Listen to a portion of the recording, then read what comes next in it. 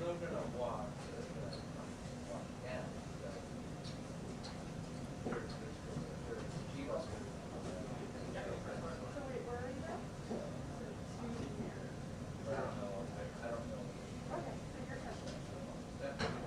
Oh, you want to go, money maker? Whatever she wants.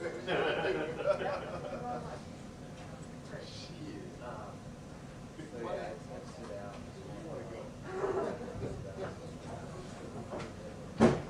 Look over. And we can go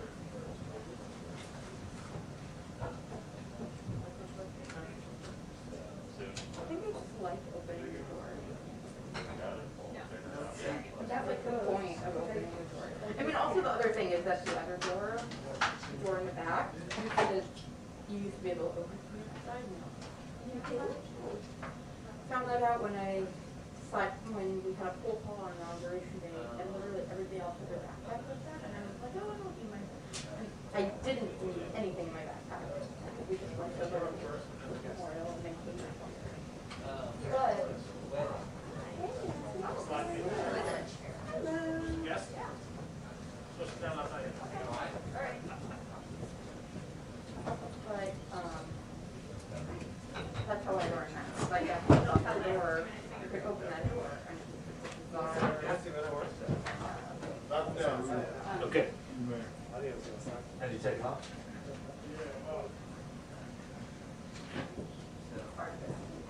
I'm trying to do it.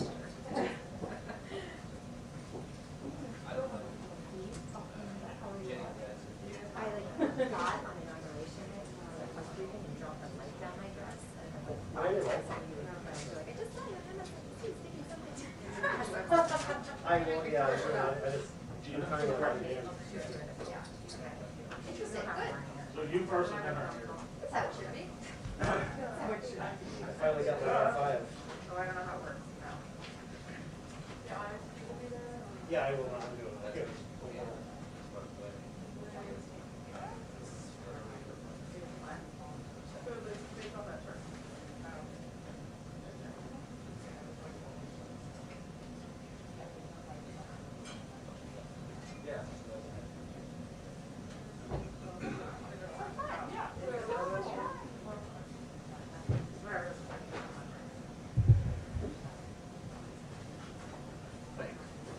It's the one on the corner. I think so. Day before John Pool's on the corner.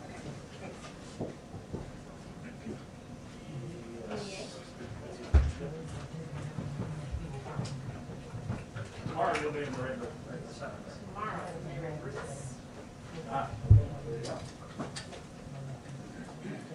All right, yeah, go for it.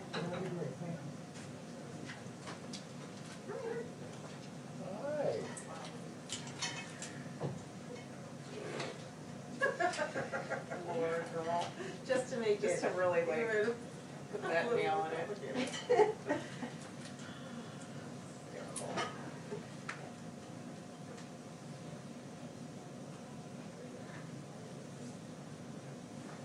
All right. Is there an IFB box here? Hey, Rodney, Yo, is there an IP box for Pete? right under the chair. First chair. To your left. Under Right there. Yeah. And that's dialed in, Rodney? Well, no. Okay. I have a 510.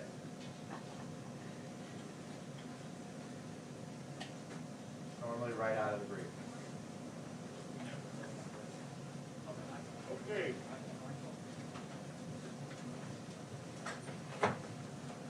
I will dial it in. And then the microphone for the live shot?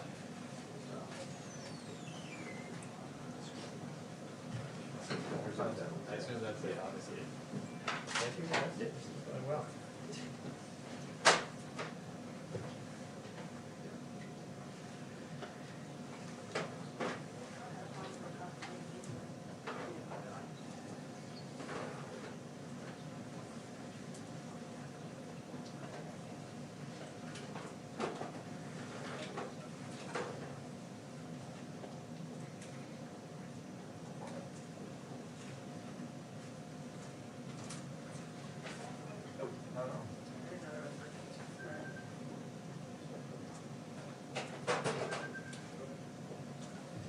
Secretary Carrie, is she still administrator of Barton? Hey. What do you call her? I think you're actually supposed to call her by their senior most elected title. Elected. That's my understanding, because I know when somebody with Vilsack was like, no, you call him Governor Vilsack. So what is, so he's senator? He's secretary. Well, he wasn't elected secretary. He's not elected. And he hasn't been confirmed. I'm just saying that that's like, Because yesterday, because we used like Ambassador Rice, Yeah. she wasn't elected to that, she would just be Mrs. Rice. right, but she had, right, because she's never had an elected title. Right. So you're saying, what would you call him? Senator? I don't know, I think I would call him I secretary. think I'm gonna call him We're secretary. going with secretary, so far. I'm gonna go with sir. Yeah, that works too. Yeah.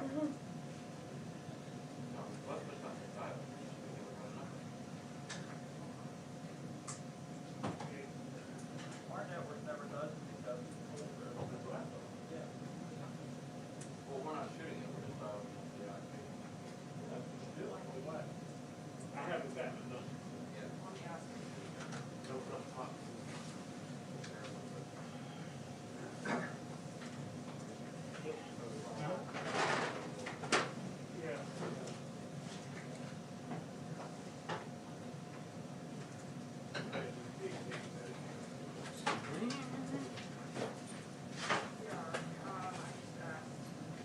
Microphone check, 1 2 1 2 1 2 1 2 1 2 1 2. Rodney, you got it?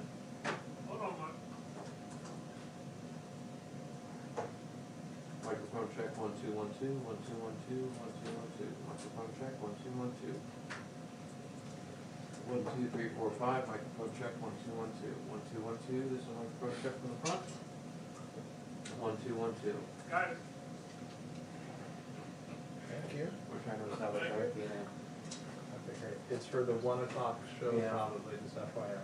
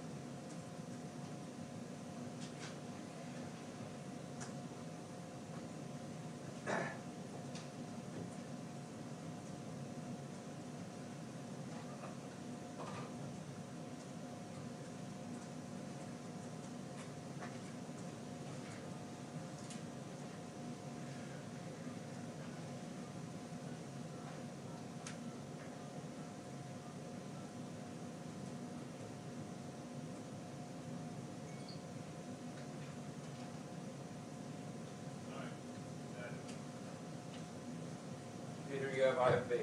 It dinged, yeah, it dinged in. All right. Right here. We,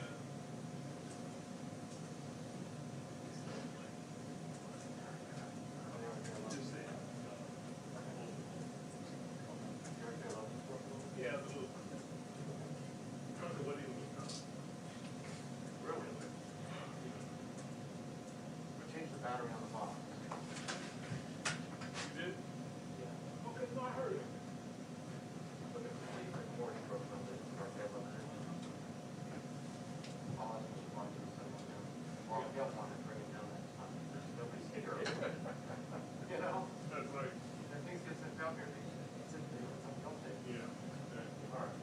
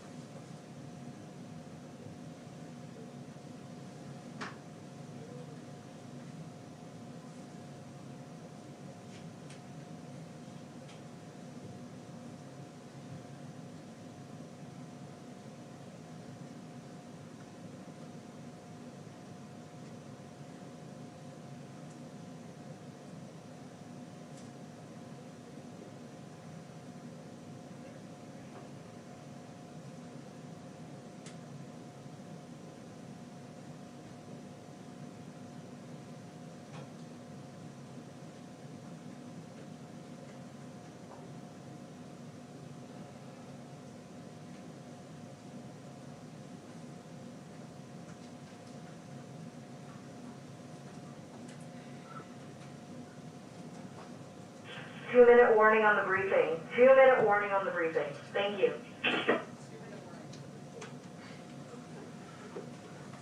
Travis, 2 minutes.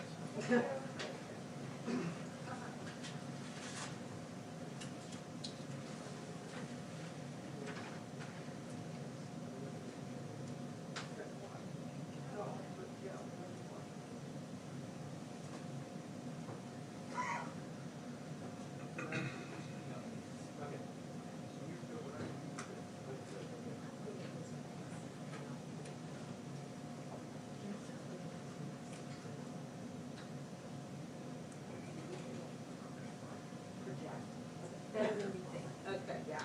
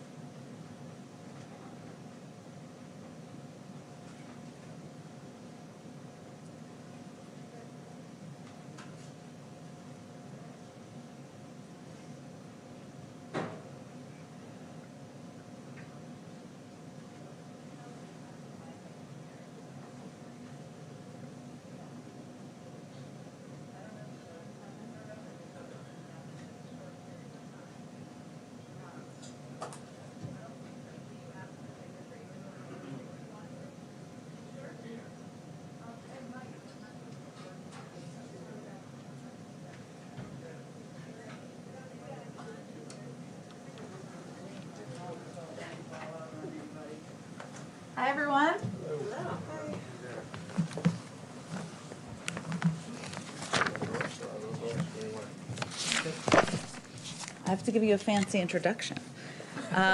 Good afternoon. President Biden is continuing to follow through on his key promise to take swift and bold action that addresses the climate crisis, building on his day one actions of rejoining the Paris Agreement and strengthening our clean air and water protections and holding polluters accountable. Today, he will take executive action to tackle the climate crisis at home and abroad while creating good-paying union jobs, building sustainable infrastructure, and delivering environmental justice. I'm thrilled today, as a part of our effort to bring policy experts into the briefing room. We're joined by two very special guests who are going to talk to you all about today's executive orders and take a few questions as well. And I will always, as always, play the role of bad cop when they have to go. National Climate Advisor Gina McCarthy and Special Presidential Envoy for Climate and my former boss, former Secretary of State John Kerry. And a big day for Boston in the briefing room. So, okay, with that, go ahead. Thank you. It's a big day for Boston every day. Thank you, everybody. Today, President Biden will build on the actions he took on day one, and he'll take more steps to fulfill commitments he made to tackle the climate crisis while creating good-paying union jobs and achieving environmental justice. In his campaign, he and Vice President Harris put forward the most ambitious climate vision that any presidential ticket had ever embraced. And he spent more time campaigning on climate than we have ever seen. The president also has consistently identified the climate crisis as one of 4 interrelated existential crises that are gripping our nation all at once. And he's demanding answers that can address all 4. And he's not waiting to take action, getting us started on his first day in office, because science is telling us that we don't have a moment to lose to fight against all 4 of these crises in a way that recognizes their intersectionality. He's always committed the U.S. to re-enter, he's already committed the U.S. to re-enter the Paris Climate Agreement, and he committed us as well to start undoing the assault on our environment that has occurred over the past 4 years, and he is now taking additional action to really target the challenge of climate change. So today, for me, is a very good day. Just 1 week into his administration, President Biden is continuing to move us forward at the breadth and the pace that climate science demands. Today's executive order starts by saying it is the policy of this administration that climate considerations shall be an essential element of U.S. foreign policy and national security. That's where the big guy comes in. It gives my colleague, John Kerry, the first ever international climate envoy, the authority to really drive forward a process that will restore American leadership on climate throughout the world. And you will see and hear more about that from Secretary Kerry. But here at home, we have to do our part, or we will not be able to make the kind of worldwide change that climate change demands. So this executive order establishes a White House Office of Domestic Climate Policy, and it directs everyone who works for the president to use every tool available at our disposal to solve the climate crisis, because we're going to take a whole-of-government approach. We're going to power our economy with clean energy. We're going to do that in a way that will produce millions of American jobs that are going to be good paying, that are going to be jobs that have the opportunity for workers to join a union. Because, as President Biden has often told us, when he thinks of climate change, his first thought is about jobs, and it should be, because people in this country need a job, and this is about making that happen in the most creative and significant way that the federal government can move forward. And we're going to make sure that nobody is left behind. And I'm not just talking about communities in terms of environmental justice, but workers as well. This order takes historic strides to address environmental injustice. It creates both a White House interagency task force to address environmental justice, as well as an advisory council. It directs the Department of Health and Human Services to create an Office of Climate Change and Health Equity, because after all, climate change is the most significant public health challenge of our time. And it tasks the Department of Justice with establishing an Office of Climate Justice, because we know the communities who are being hurt, and we know we have to start enforcing the standards today and ensuring that they are part of the solution in the places that we can invest. In fact, it commits 40% of our investment in clean energy towards disadvantaged communities so they can benefit from the new jobs that are available and seed that better future.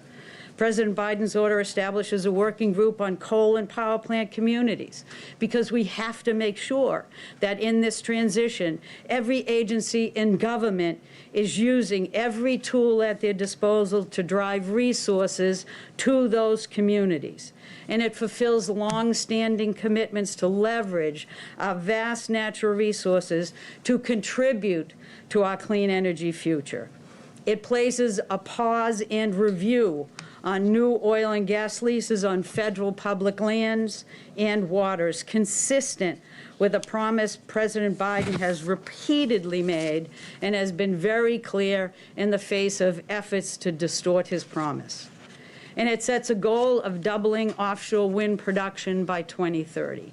In addition, he plans to sign a presidential memorandum that aims to restore scientific integrity across the federal government and earn back the public's trust, making a commitment to base solutions on the best available science and data.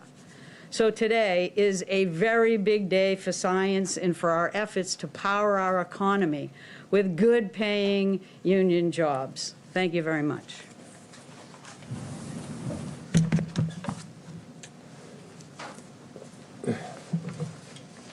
Good afternoon, everybody. It's great to be here. Let me say, first of all, what a pleasure it is to be here with Gina.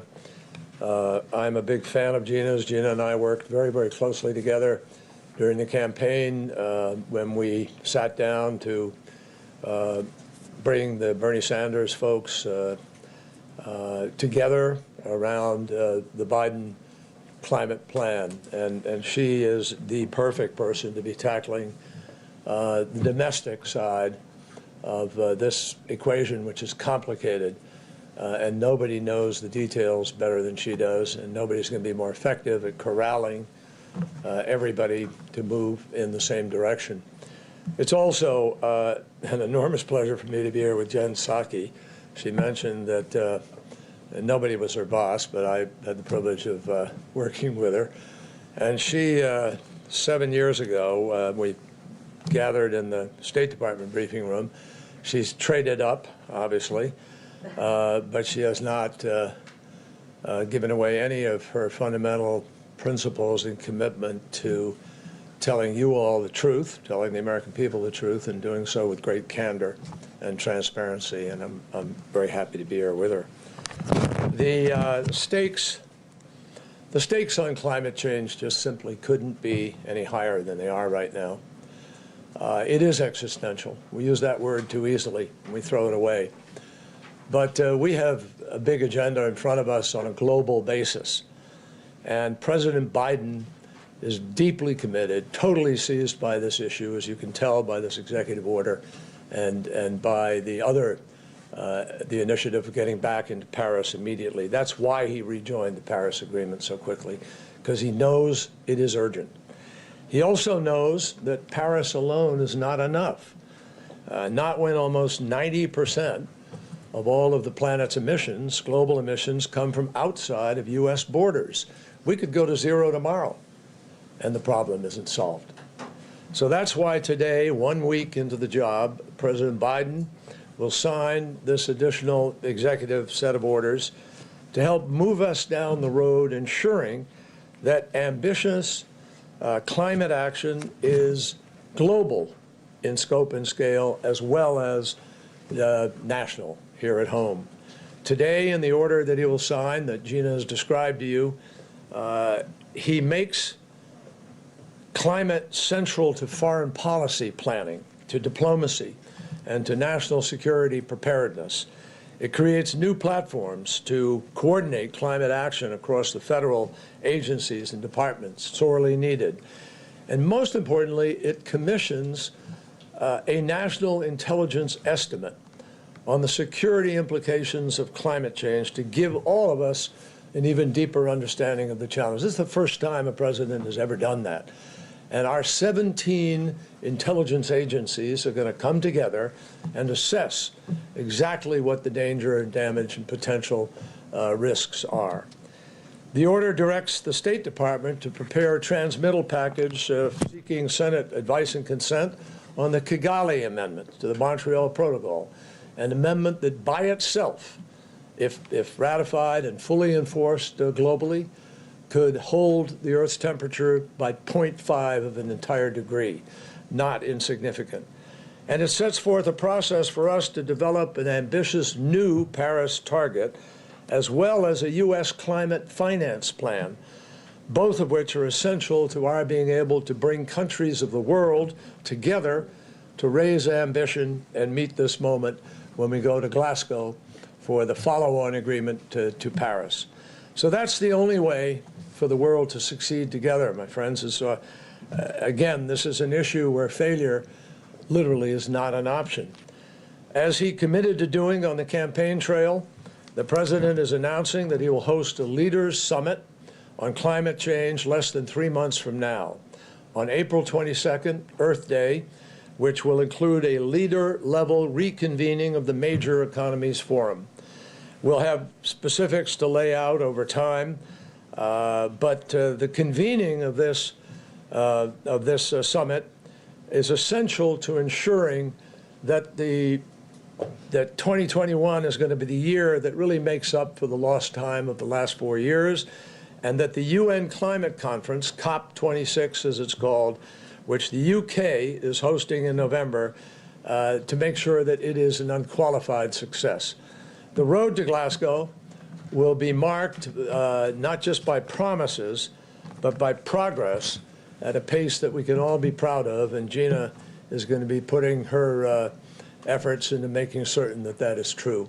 The world will measure us by what we can do here at home. So with these executive actions today, we believe we're steps further down that journey. Thank you. All right, let's start with Nancy. Thank you so much, Secretary Perry. A question for you and then for Administrator McCarthy. You talked about the fact that it won't really matter what we do very much if the rest of the world doesn't do the same thing. But the U.S. has had a fairly rocky relationship with China recently. How do you plan to try to bring both China and India to the table on this issue? Well, before I answer that, let me just say that the issue of making a difference, i.e. what we do at home, what I'm saying is you can't solve the problem alone, but our doing things makes an enormous difference. What Gina succeeds in pulling together is essential to our ability to have credibility in the world.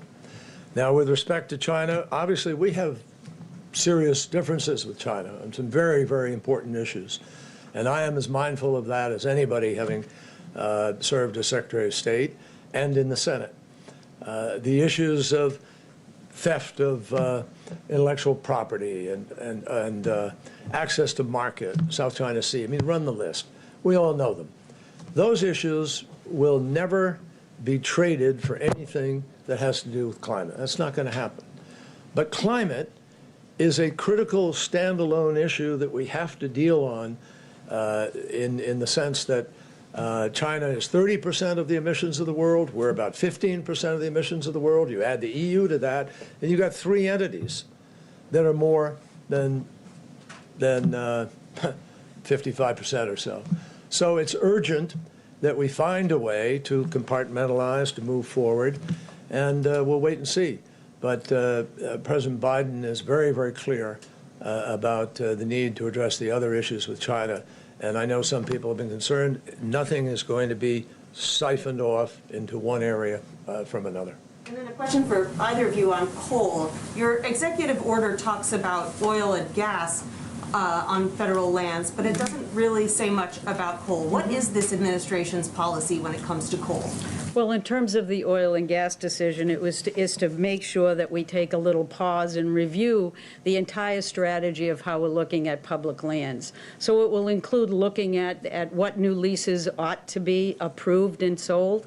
It's looking at our ability also to look at coal in that mix. So the program review is going to look at how we manage public lands consistent with climate, but also consistent with the marriage between climate and really growing jobs of the future.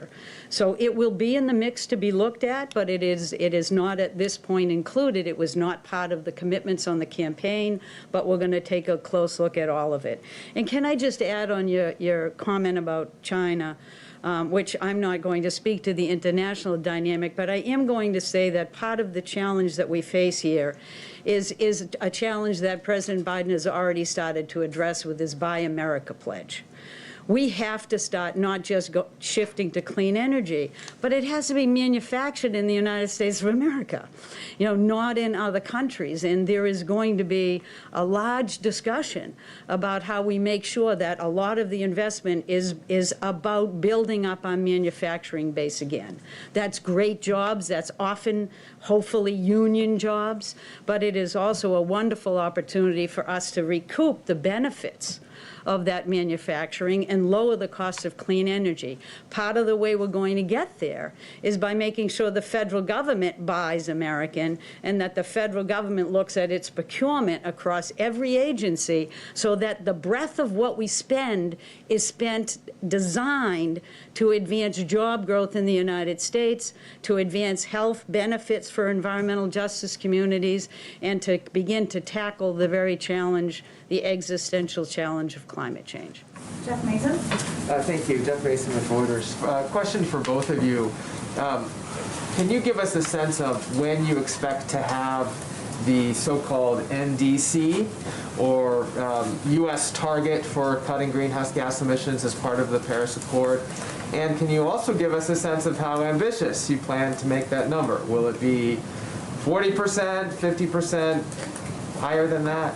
We're united in this. Yeah, I'm the dude who's supposed to deliver this in a timely way, and he sets the timing. So that basically, we want to make sure that the NDC is something that can be announced before the summit on Earth Day. And so we're going to be out of the gate working with the agencies to see what kind of reductions and mitigation opportunities there are. And also, again, to look at our public lands to make sure that we can continue to store carbon in our soil, to work with agriculture and others, to look at how we better manage our forests so we're not seeing the devastating forest fires that we've been having before.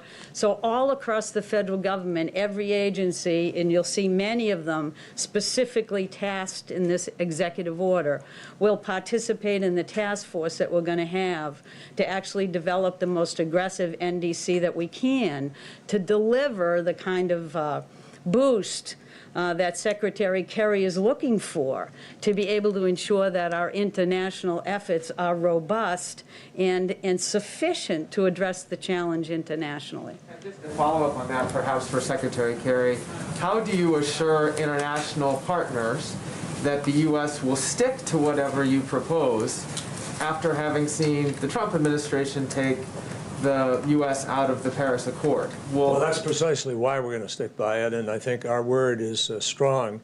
I've been on the phone for the last few days talking to our allies in Europe, elsewhere around the world, and they are welcoming us back. They know that this administration already had a significant part of what has brought us to, will bring us to Glasgow, which was the Paris Agreement.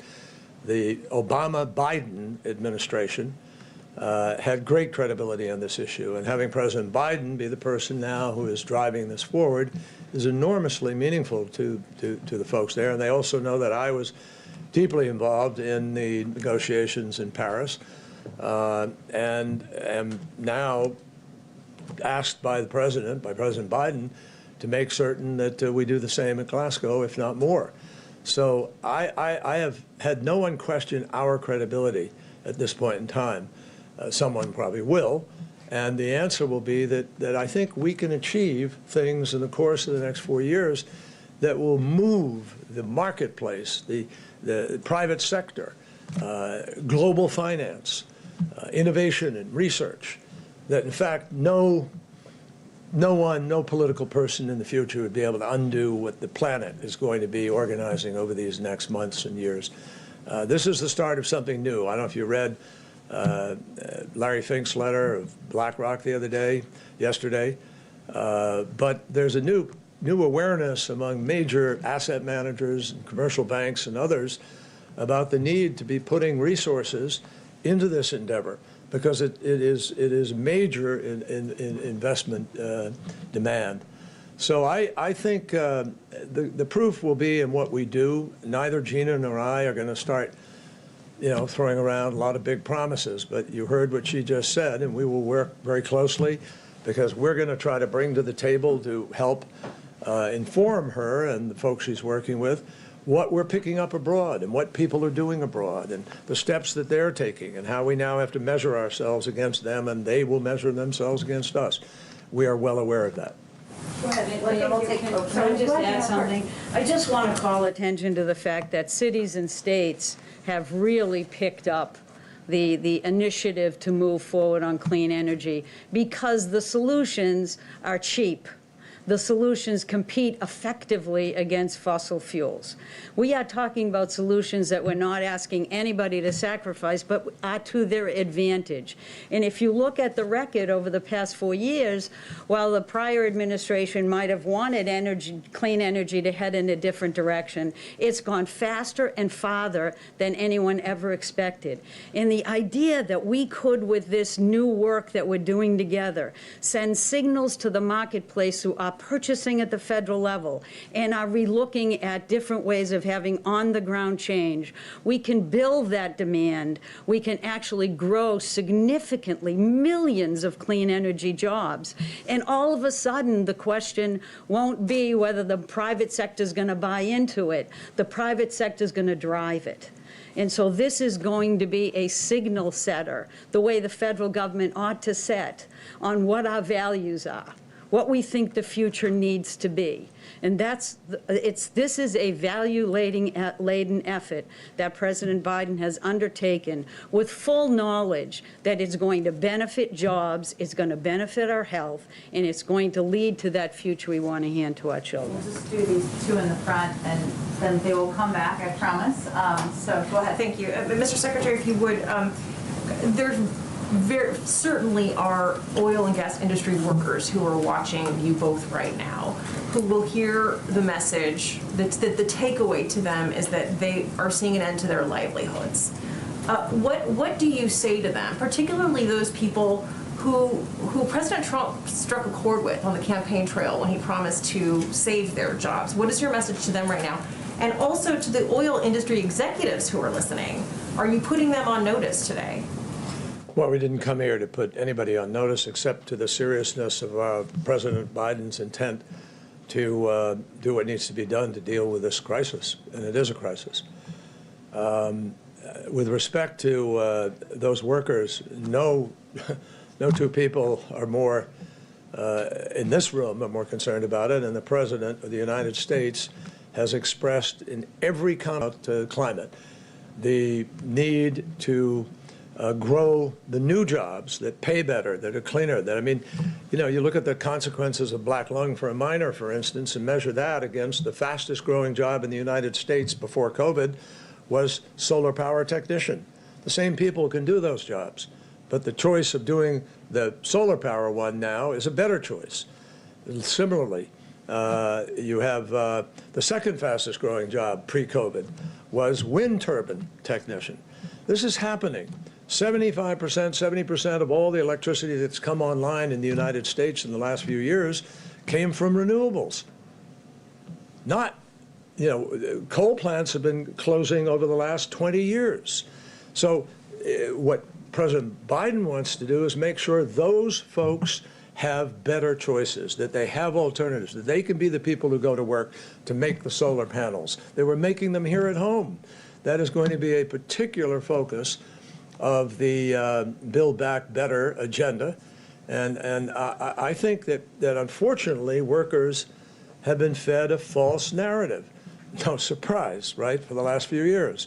They've been fed the notion that somehow dealing with climate is coming at their expense. No, it's not. What's happening to them is happening because of other market forces already taking place. And what the financiers, the big banks, the asset managers, private investors, venture capital are all discovering is there's a lot of money to be made in the creation of these new jobs in these sectors. So whether it's green hydrogen that is going to come, whether it is geothermal heat, or whatever it's going to be, those are jobs. The same worker who works in South Carolina today putting together a BMW, which happens to be made there, and is currently an internal combustion engine, can put together a car, but it's electric. So this is not a choice between having jobs, having good jobs, having the quality of life.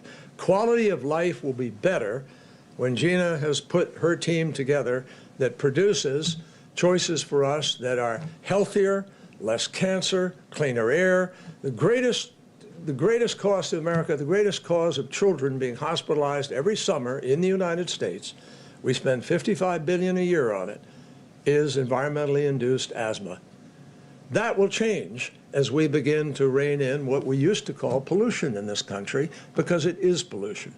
And I think that workers are going to see that with the efforts of the Biden administration, they're going to have a much better set of choices, and frankly, it will create more jobs than stuck where we were.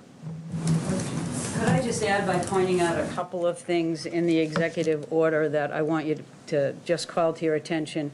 We talked about the Civilian Conservation Corps. That is an opportunity to put younger people into work in vitally important efforts. But if you look at this, it also has set up a task force that is looking at these coal communities that are really reliant on their local energy and utility. And it talks about how do we revitalize those economies.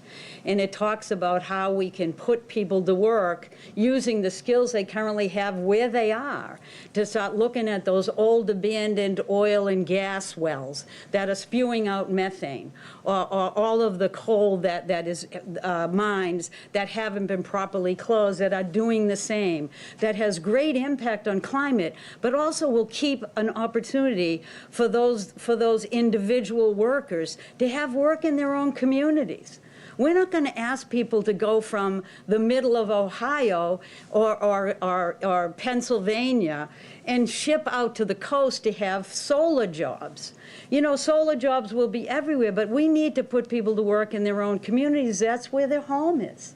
That's where their vision is. So we're creatively looking at those opportunities for investment so that we can get people understanding that we are not trying to take away jobs. Remember, when we say climate change, eventually people are going to think jobs, just like President Biden, when he hears the words climate change. And so we'll do everything we can to recognize that revitalization is necessary in these communities, to find creative ways to put them to work, and then we're going to do as Secretary Kerry says, and start investing in new technologies and new manufacturing. And that includes large manufacturing like cement and steel. That's work that we should be doing here. That's work that inevitably is going to be necessary to rebuild our infrastructure, which is also one of the biggest opportunities we have for job growth moving forward. Two quick ones. Peter. Sure. Administrator, one to you and one to the Secretary, if I may. What you may hear from some corners of criticism is why are we doing this now when we're already in an economic crisis? You look at the state of New Mexico, where 1/3 of the state's budget is funded by oil and gas. So why not let the country get back on its feet before we do this? Well, the issue in New Mexico is that somebody reported a bit incorrectly, or maybe not as precisely enough, that this wasn't about impacting existing permits and fracking. This was about new leases on federal lands. So I think that the opportunity for the states to continue to accrue the royalties from from both coal and oil and natural gas that is properly done on federal lands is going to continue. And there's even an opportunity in the review of that program to look at the royalty issues, look at the job growth opportunities, look at a variety of things to make sure that public lands are being properly managed. Now, in terms of the job issue, we're explicitly doing this because our economy is right now stagnant. We have millions of people out of work, out of jobs, millions of people that are afraid they can't feed their families. If you're faced with that, what do? You boost the economy and you grow jobs. But why at the same time aren't we thinking about the weaknesses of our current economy in terms of the number of environmental justice communities that have been left behind, the number of people that are breathing dirty air and their kids are getting asthma? So instead, let's think about all of it at the same time. I know it's a crazy idea in your bureaucracy. You're only supposed to do one thing. What we're going to do and think about all of it. Because people need to have jobs. This is all about building the jobs of the future we want, not continuing to niddle at an economy that is no longer going to be where our future lies. And Mr. Secretary, to you right now over the course of this first week, there are a lot of big priorities here. There's COVID, the economy, immigration, racial justice, now climate change. As a veteran of Congress, of the Senate, what is the priority and how quickly do you need legislation to make this permanent? Well, Peter, the priority is precisely what the President has set out, all of them, all 6 of the major crises that he faces. And he's addressing every single one of them, and he knows that the United States, all of us, have the ability to be able to do that. And the reason that has to be done is every single one of them are life and death. Every single one of them represent a challenge to the very fiber of our society. And the other reason, obviously, everything, I agree with everything Gina said, but I'd simply add that the other reason for doing it now is the science tells us we have to. And that's one of the things the President is restoring today in the executive order is respect for science and the science office. So, I mean... $2 trillion price tag. $2 trillion for COVID, $2 trillion for this. It's a lot of money to a lot of Americans. It is real money, and yes, it's a lot of money, but you know what? It costs a lot more if you don't do the things we need to do. It costs a lot more. There are countless economic analyses now that show that it is now cheaper to deal with the crisis of climate than it is to ignore it. We spent $265 billion 2 years ago on three storms, Irma, Harvey, and Maria. Maria destroyed Puerto Rico. Harvey dropped more water on Houston in 5 days than goes over Niagara Falls in a year. And Irma had the first recorded winds at 185 miles an hour for 24 sustained hours. That last year, with one storm, $55 billion. So we're spending the money, folks. We're just not doing it smart. We're not doing it in the way that would actually sustain us for the long term. So this is critical. The goal of the Paris Agreement was to hold the Earth's temperature increase to 2 degrees centigrade. Even if you did everything that was in Paris, we're going up to 3.7 or 4. That's catastrophic. What President Biden is trying to do is listen to science, listen to facts, and make tough decisions about what we need to do to take the world to a better place, and particularly our own country. And that is what he is committed to doing. So, yes, there are a lot of challenges right now, which sadly, all of them were exacerbated by the last 4 years. Now we have to try to make up for that. And that is a hard pull, but this president is capable of doing it, and he's putting together a great team that I think can help him do that. Thank you, sir. Thank you. Thank you. Thank you, Gina McCarthy. Thank you, Secretary Kerry, for joining us. You're free to go. Thank you. To go see the president. So you can all see they're both experienced and passionate and tenacious, having worked with both of them in the past. So the crisis is in good hands. I know we have a short period of time here, but I just wanted to provide an update on a question that you all have been asking a bit about, which is what some of the outreach our teams are doing as it relates to the COVID package. That is a top priority for President Biden. As we have talked about almost every day in here, probably every day, our team continues to build support for the American Rescue Plan as more and more voices across the country recognize the urgent need to get American families the help they need. We've obviously seen a broad coalition of support emerge from the Chamber of Commerce to Senator Sanders and organized labor to hundreds of mayors and local public health officials. The president and vice president are engaged directly with members and have had a number of productive conversations that will continue through the course of the week and will only pick up in the days ahead. Senior White House officials are also engaging with not just congressional leaders, but also state and local officials, key constituency groups, and others to gather feedback on the proposal and move the package forward. So let me give you a couple of examples from just yesterday. Chief of Staff Ron Klain engaged with members directly throughout the day, as did Senior Advisor Anita Dunn, which they will both continue to do moving forward. Counselor to the President, Steve Ricchetti, and Office of Legislative Affairs Director, Louisa Terrell, are quarterbacking the team's broader legislative outreach and have had dozens of conversations with individual members to understand their priorities and receive their feedback. In addition to ongoing conversations with leadership on both sides of the aisle, already this week, members of the National Economic Council and Domestic Policy Council and staff from Treasury have met with the relevant committees, including Senate Banking Committee, Senate Finance Committee, House Ways and Means, House Financial Services, House Education and Labor, and the bicameral Small Business Committee. NEC Director Brian Deese is doing one-on-one briefings with members of Congress and meetings with caucuses, including yesterday's meeting, which I believe has been reported, with the Problem Solvers Caucus to discuss the proposal. Hill engagement will continue with Jeff Zients and Brian Deese meeting with the New Dem Coalition, along with several other briefings that are scheduled. Also, our outreach isn't limited to Congress, which is vitally important. This isn't just about speaking to elected officials. This is also about speaking to the country and building support and educating and engaging with leaders across the country. So yesterday, Jeff Zients and his team spoke with bipartisan governors. As you all know, they talked about the COVID package by the National Governors Association, organized by them, and administration officials briefed tribal leaders and a number of mayors yesterday as well. And the Office of Public Engagement, led by Cedric Richmond, briefed civil rights groups yesterday, including the NAACP, the National Action Network, Justice Action Network, Urban League, Coalition of Black Civic Participation, and Black Women's Roundtable.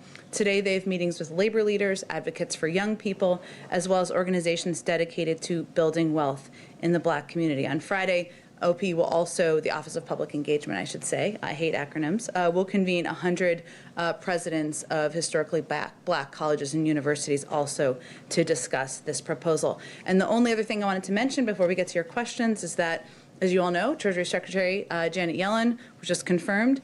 The President will be meeting with his economic team on Friday, including Secretary Yellen, for a briefing on the impact of delay in moving forward with the additional economic relief. With that, let's get your questions. Alex, it's your first day in the White House briefing room. Thank you. And Alex's first day, two Alex's first days. It's good to be here. There's an initiation afterwards that the press corps will conduct. I'm ready Yes, for go it. ahead. Yeah. I'll make it quick because I know you have a pretty hard out in a few minutes, but I think you all have a hard out too, but yes.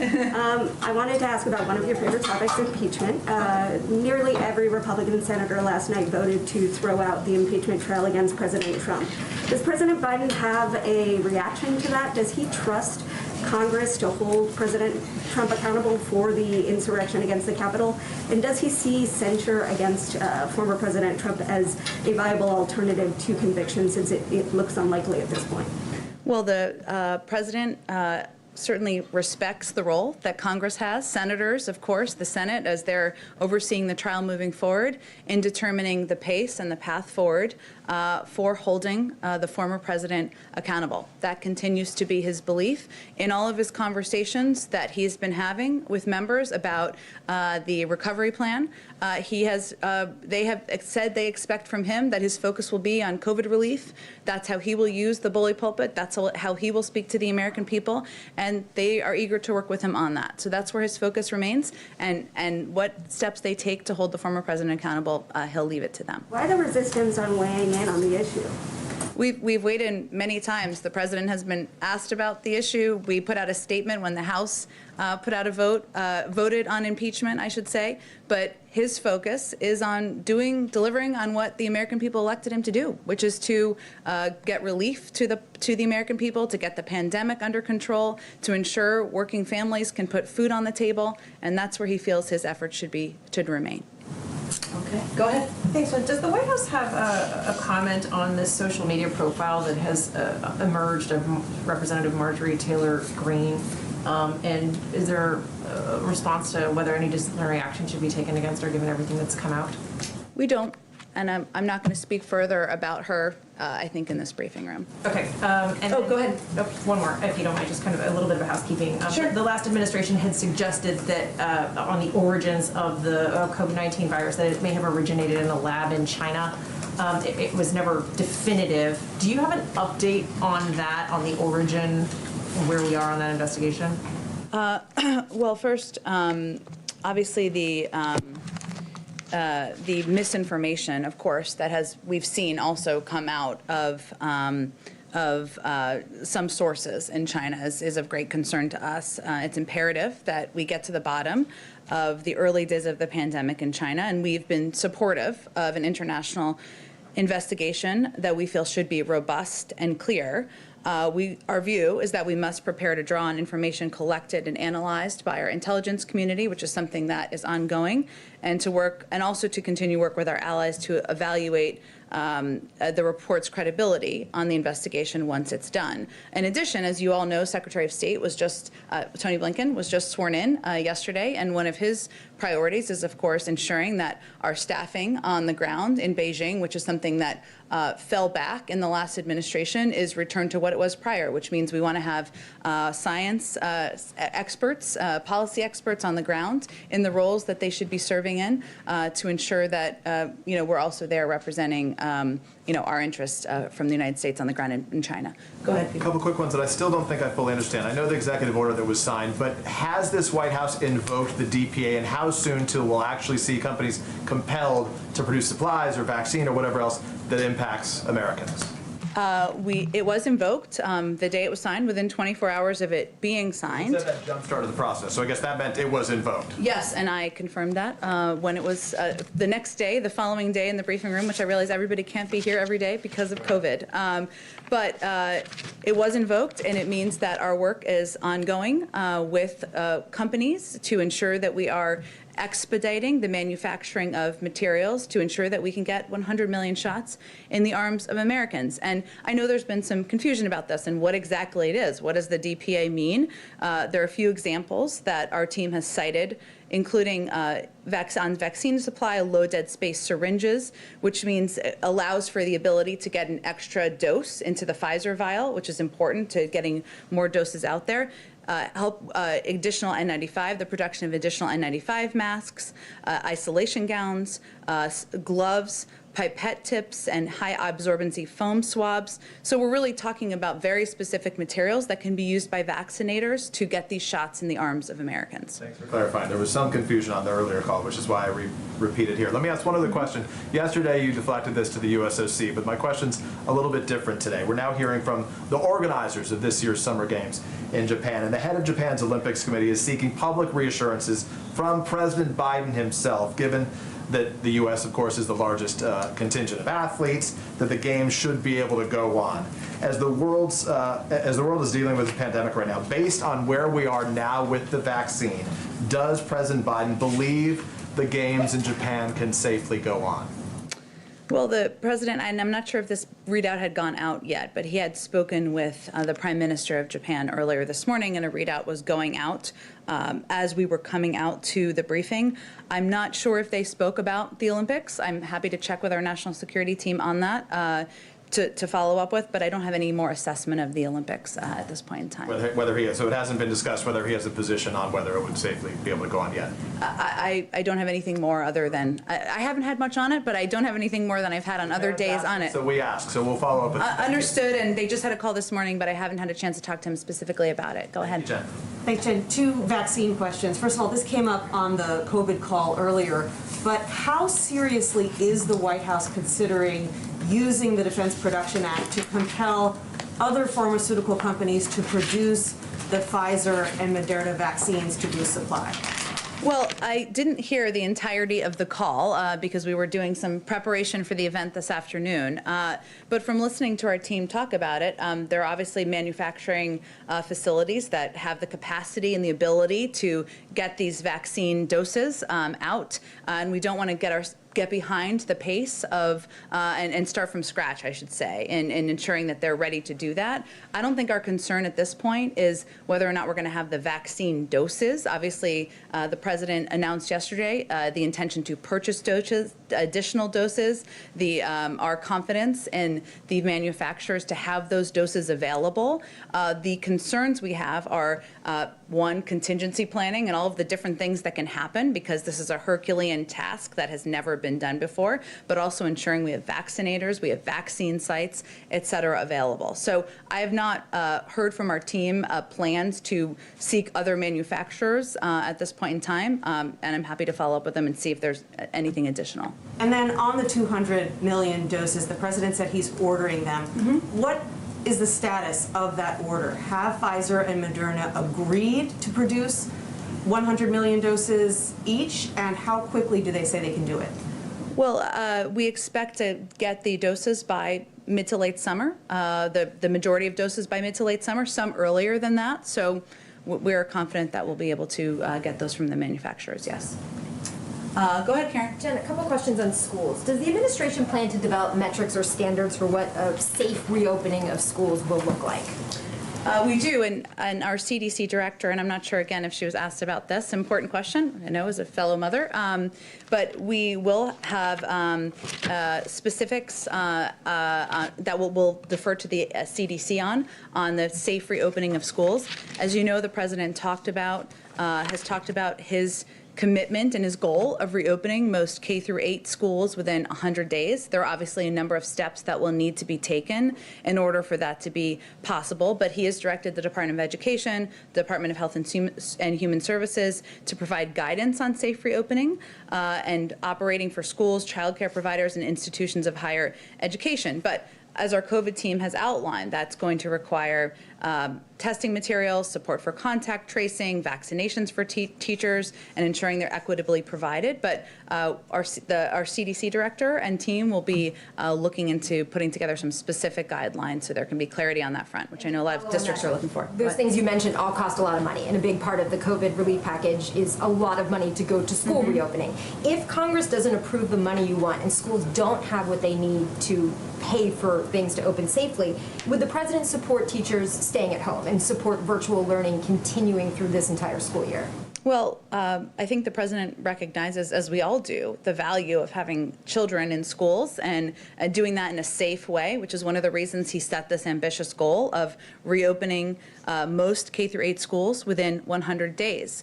But one of the reasons that the funding for safe reopening, for getting schools the equipment, the testing, the ventilation in some cases that they need, is because nobody wants to be having a conversation in May or June about why schools are not reopened. So this goes back to the argument that our team has been making and all of these calls and engagements and meetings that I outlined about the importance and vital nature of each component of the package. So we won't get into a hypothetical. We are confident that Congress will move forward with a package. Let me just go, we got to wrap up soon. Okay, I'm sorry. We'll do more questions tomorrow, but we had two such great guests.